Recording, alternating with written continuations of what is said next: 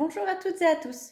En matière d'établissement des périodes et ordres de départ en congé, ce sont les articles L3141-12 à L3141-14 du Code du travail qui régissent les obligations et les prérogatives de l'employeur. Ainsi, par le biais d'un accord de branche, d'entreprise ou d'établissement, ou à défaut après consultation du CSE s'il existe, c'est à l'employeur que revient de déterminer la prise de période des congés payés des collaborateurs.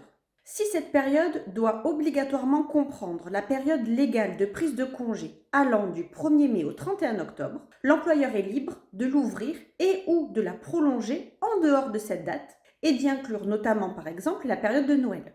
Une fois définie, la période de prise de congé doit être portée à la connaissance des collaborateurs au minimum 2 mois avant son ouverture.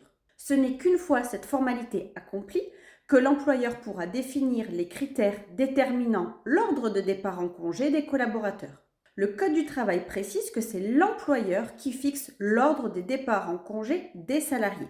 Pour fixer l'ordre de ces départs, il doit tenir compte des critères suivants, sauf si d'autres critères sont fixés par convention collective ou accord d'entreprise. Et dans ce cas-là, tout peut être négocié avec le CSE s'il existe. Les critères sont la situation de famille des bénéficiaires, présence au sein du foyer d'enfants en bas âge ou d'une personne handicapée ou d'une personne âgée en perte d'autonomie, la durée de service chez l'employeur, l'ancienneté, l'activité chez un ou plusieurs autres employeurs, les salariés mariés ou liés par un PACS travaillant dans la même entreprise ont droit à un congé simultané.